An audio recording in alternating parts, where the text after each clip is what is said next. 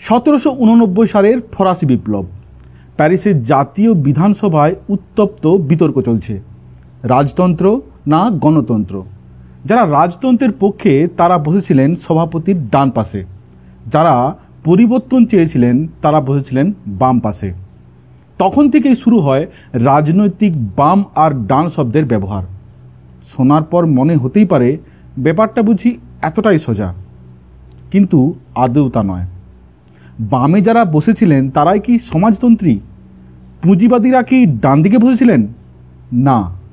তাহলে সমাজতন্ত্রী বা পুঁজিবাদী কথাগুলো বাম বা ডানে বসার সাথে যুক্ত হলো কিভাবে? এই কথাগুলোর পেছনে আছে জটিল ইতিহাস।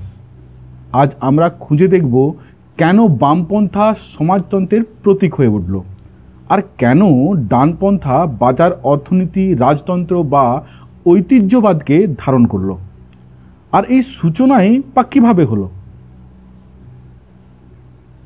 এই কথাটা ঠিক যে বাম আর ডান শব্দ এই দুটি এসেছে ফরাসি বিপ্লবের সেই জাতীয় বিধানসভা থেকে, কিন্তু প্রশ্ন হলো সেই বিধানসভা আদেও কেন বসলো? ছিল তো রাজশাসন। এর পেছনে কারণ ছিল ফ্রান্সের ভয়াবহ অর্থনৈতিক সংকট আর জনগণের ক্ষোভ, আর সেখান থেকেই ফরাসি বিপ্লব। তাহলে অর্থনৈতিক সংকট হলো বড় কারণ, কিন্তু সেটা সৃষ্টি হলো কিভাবে?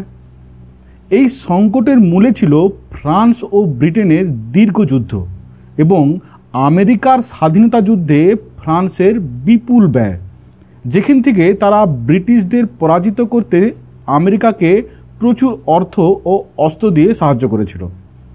না হলে আমেরিকা হয়তো ভারতের মতোই পরাধীন রাষ্ট্র থাকত। অর্থাৎ ইতিহাসের প্রতিটি ঘটনার পেছনে লুকিয়ে আছে আরেকটি ঐতিহাসিক ঘটনা। 1780 দশকের শেষে ফ্রান্সের অর্থনীতি দুর্বল হয়ে পড়ে। আমেরিকান স্বাধীনতা সংগ্রাম সহ বহু যুদ্ধ ও রাজপরিবারের বিলাসিতার কারণে গভীর অর্থ সংকট শুরু হয়। কর ব্যবস্থা চালু থাকলেও তা ছিল অসম। চার্চের পাদ্রী, অভিজাতরা কর পরিশোধ থেকে অব্যাহতি পেত। বিপ্লবের আগে সমগ্র ফ্রান্সে 95% সম্পত্তির মালিক ছিল মাত্র 5% অভিজাত শ্রেণীর হাতে। অথচ সেই 5% মানুষ কোনো আয়কর দিত না। ফলে গরিব তৃতীয় শ্রেণীর ওপর করের বোঝা ভারী হচ্ছিল। এই অর্থ সংকট ও সামাজিক বৈষম্যের মধ্যে সাধারণ মানুষের মধ্যে অসন্তোষ সৃষ্টি হয়। লুই ষোড়শ ছিলেন ফ্রান্সের শেষ রাজা। 1774 সালে তিনি রাজ সিংহাসনে বসেন, কিন্তু তিনি ছিলেন অদক্ষ শাসক। তার শাসনকালে ফ্রান্সের রাজকোষ ঋণে ডুবে গিয়েছিল। দীর্ঘ সময়ের যুদ্ধব্যয় ও অভিজাতদের কর ছাড়ের কারণে 1788 সালে রাজকোষ পূর্ণাঙ্গ ফাঁকা ঘোষণা করা হয়। 1789-এ দরিদ্রতা চরমে ওঠে। বেশিরভাগ জনসাধারণের একটা রুটি কেনারও পয়সা ছিল না। ফলে জনসাধারণের মধ্যে অসন্তোষ ছড়িয়ে পড়ে। এই অসন্তোষকে প্রশমন করতে 1789 সালে লুই প্রথমবারের মতো 1614 সালের পর স্টেট জেনারেল আহ্বান করেন। স্টেট জেনারেল হলো ফ্রান্সের একটি প্রাচীন শাসন ব্যবস্থার অংশ। এটি এক ধরনের প্রতিনিধি সভা, যেখানে সমাজের 3টি শ্রেণীর প্রতিনিধিরা মিলিত হতেন রাজাকে উপদেশ দেওয়ার জন্য। রাজা সেটা মানবেন কি না সেটা রাজার ব্যাপার। এই 3টি শ্রেণী বা স্টেট হলো, প্রথম গির্জার লোকেরা, যেমন পাদ্রী ও ধর্মীয় নেতারা। দ্বিতীয় অভিজাত শ্রেণী বা জমিদার বা নোবেল বা সামন্ত ইত্যাদি। আর তৃতীয় স্টেট হলো সাধারণ মানুষ, নাগরিক, কৃষক, শ্রমিক, ব্যবসায়ী ইত্যাদি। 1789 সালে স্টেট জেনারেল সভার আগে এই তৃতীয় শ্রেণীর থেকে দাবি উঠেছিল, আমরা তো জনসংখ্যার 95%, অথচ আমাদের প্রতিনিধিত্ব কেন সীমিত? এই দাবির চাপে রাজা ও তার মন্ত্রিসভা সিদ্ধান্ত নেন তৃতীয় শ্রেণীর আসন সংখ্যা দ্বিগুণ করা হবে। অর্থাৎ আগে যেখানে 3টি শ্রেণীর প্রতিনিধিরা ছিল সমান সংখ্যক, সেখানে এবার তৃতীয় শ্রেণীর সংখ্যা বাড়ানো হয়। এটাকে বলা হয় ডাবলিং দ্য থার্ড। কিন্তু তাদের ভোটের নিয়মে কোনো পরিবর্তন আনা হয়নি। প্রতিটি শ্রেণীর ছিল একটি করে ভোটের অধিকার। তাই তৃতীয় শ্রেণীর প্রতিনিধি যত বেশি হোক, তারা একমাত্র একটি ভোটই দিতে পারত, যার মানে হলো প্রথম ও দ্বিতীয় শ্রেণী একজোট হলে সংখ্যাগরিষ্ঠ তৃতীয় শ্রেণী হেরে যেত। এখান থেকেই অসন্তোষ নতুন করে শুরু হয়। সাধারণ মানুষ মনে করলো তারা প্রতারিত হয়েছে। সংখ্যা বাড়িয়ে এক ধরনের দেখানদারি সমতা দেখানো হয়েছে, কিন্তু আসলে ক্ষমতা তাদের হাতে দেওয়াই হয়নি। এই কারণেই তৃতীয় শ্রেণীর প্রতিনিধিরা রেগে গিয়ে 17 জুন 1789 সালে নিজেদের জাতীয় পরিষদ ঘোষণা করে। আর এখান থেকেই শুরু হয় ফরাসি বিপ্লবের সাংবিধানিক সংগ্রাম। 20 জুন 1789 রাজা ষোড়শ লুই তাদের সভাকক্ষ তালা মেরে বন্ধ করে দেন, যাতে তারা আর সভা করতে না পারে। কিন্তু প্রতিনিধিরা এতে ভয় না পেয়ে একটি টেনিস খেলার কোর্টে গিয়ে সভা করেন এবং সেখান থেকে একটি নতুন সংবিধান লেখার শপথ নেওয়া হয়। এটি ইতিহাসের বিখ্যাত টেনিস কোর্ট শপথ নামে পরিচিত। জাতীয় পরিষদ গঠনের পর রাজা প্যারিস ও ভার্সাইয়ের আশেপাশে সেনা মোতায়েন করতে শুরু করেন। এতে জনগণ ভাবে রাজা গণ আন্দোলন দমন করতে চলেছে। প্যারিসের সাধারণ মানুষ অস্ত্র সংগ্রহ করতে শুরু করে। 14 জুলাই সকালে তারা প্যারিসের অস্ত্রাগার থেকে বন্দুক সংগ্রহ করে, কিন্তু গুলি পায় না। এরপর তারা গুলির জন্য বাস্তিল দুর্গে যায়। সেখানে গুলি মজুদ ছিল।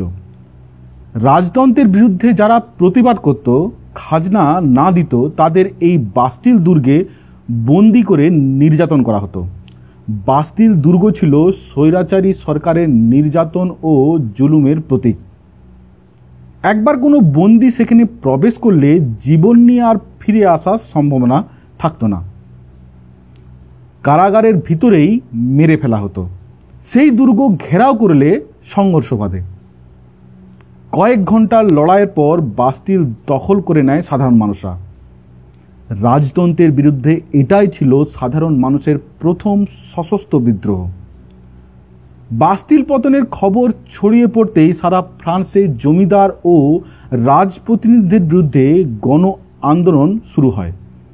এই ঘটনাটিকে ফরাসি বিপ্লবের সূচনা বলা হয়, যার জন্য 14 জুলাই বাস্তিল দিবস এখন ফ্রান্সের জাতীয় দিবস হিসেবে পালিত হয়।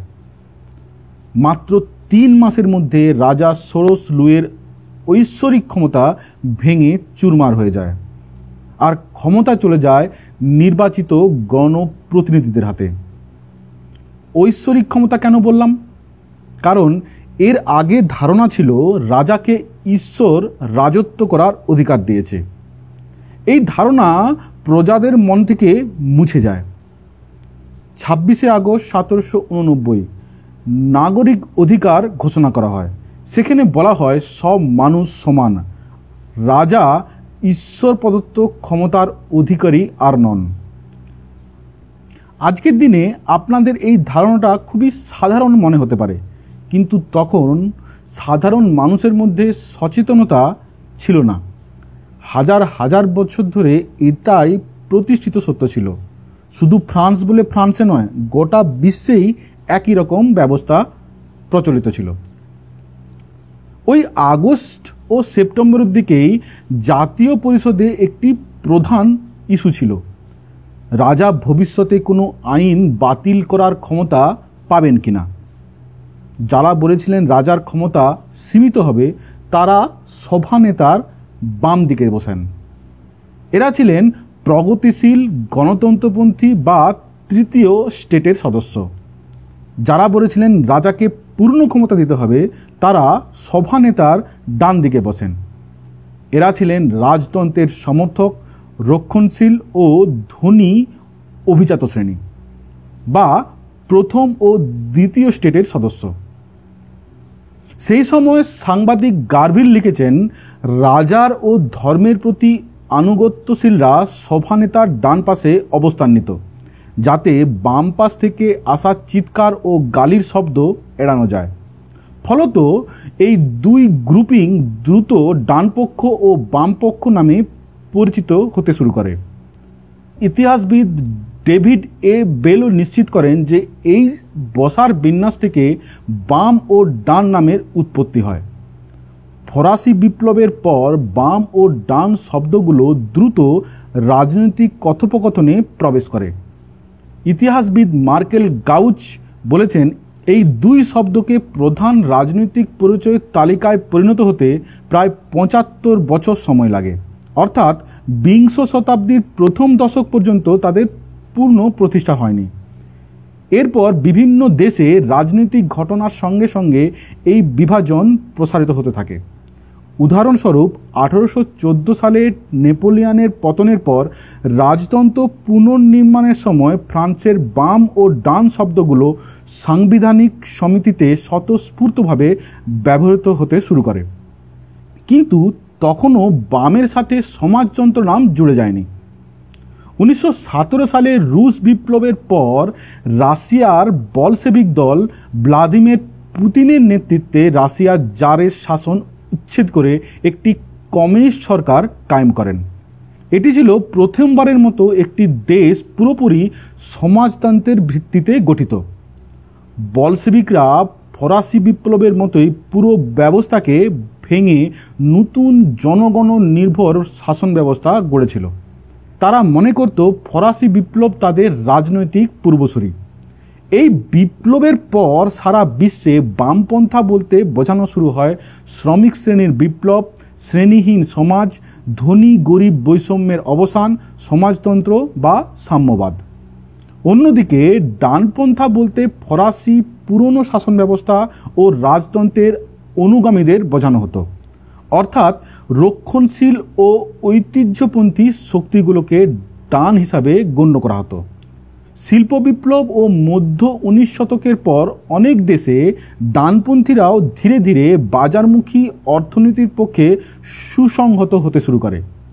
বিশেষ করে 19 শতাব্দীর শেষের দিকে বিপ্লব পরবর্তী ইউরোপে নবনির্মিত ব্যবসায়ী ও পুঁজিবাদী শ্রেণী রক্ষা করতে ডানপন্থীরা বাজার অর্থনীতি ও পুঁজিবাদীর পক্ষে অবস্থান নেয়। ফলে আধুনিক রাজনীতিতে ডান শব্দটি সংরক্ষণবাদী মানসিকতা ও মুক্ত বাজার পুঁজিবাদের সমর্থকের প্রতীক হিসাবে ব্যবহৃত হতে থাকে। ঠান্ডা যুদ্ধের সময় রাশিয়ার সাথে সমাজবাদী ও আমেরিকার সাথে পুঁজিবাদী শব্দ আরও জোরালোভাবে যুক্ত হয়ে যায়। তবে এমন ভাবার কোনো কারণ নয় যে আমেরিকায় সবাই পুঁজিবাদের সমর্থক। উদারপন্থী বা প্রগতিশীল নেতা বা দল তৈরি হয়নি। সেই সময় যুক্তরাষ্ট্রের সমাজতান্ত্রিক বা উদারপন্থী গোষ্ঠী অনেক থাকলেও তারা বামপন্থী পরিচয় গ্রহণ করতে দ্বিধা করত।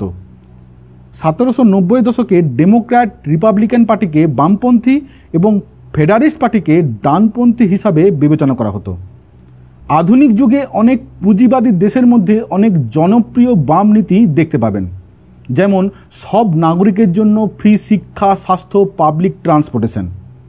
ভারতে জওহরলাল নেহেরু ও সুভাষচন্দ্র বোসকে কংগ্রেসের বামপন্থী নেতা হিসেবে দেখা হতো, অর্থাৎ বাম ও ডান আদর্শ বিশ্বের প্রতিটি দেশেই সমানভাবে জনপ্রিয় হয়েছিল। ফরাসি বিপ্লবের পর দুনিয়ায় অনেক কিছুই পরিবর্তন হয়েছে। এই বিপ্লব থেকেই জন্ম নেয় সমাজতন্ত্রের ভিত, আর তার পাশাপাশি স্থাপিত হয় গণতন্ত্রের বীজ। তবে এটাও ভুল ভাবার কারণ নেই যে ফরাসি বিপ্লব মানে ফ্রান্সে গণতন্ত্র এসে গিয়েছিল। বিপ্লবের পরপরই সংবিধান প্রণয়নের নামে যে জাতীয় পরিষদ গঠিত হয়, তার হাত ধরেই শুরু হয় অরাজকতা আর গিলোটিন যুগ, যেখান থেকে একের পর এক রাজনৈতিক প্রতিপক্ষকে হত্যা করা হয়, এমনকি রাজা ষোড়শলুই ও তার রানীকে শিরচ্ছেদ করা হয়। এই বিশৃঙ্খলার সমাপ্তি ঘটে নেপোলিয়নের উত্থানের মাধ্যমে, যিনি একদিকে বিপ্লবের আদর্শ রক্ষা করার ভান করে অন্যদিকে স্বয়ং নিজেই সম্রাট হয়ে ওঠেন। তবুও ইতিহাস আজ ফরাসি বিপ্লবকে স্মরণ করে একটি যুগান্তকারী মোড় হিসাবে, যেখানে সাম্রাজ্যবাদী ও রাজতান্ত্রিক শাসনের অবসান ঘটে আর সমতা, গণতন্ত্র, সমাজতন্ত্রের শেকড় প্রথমবার মাটিতে গাঁথা হয়। নমস্কার।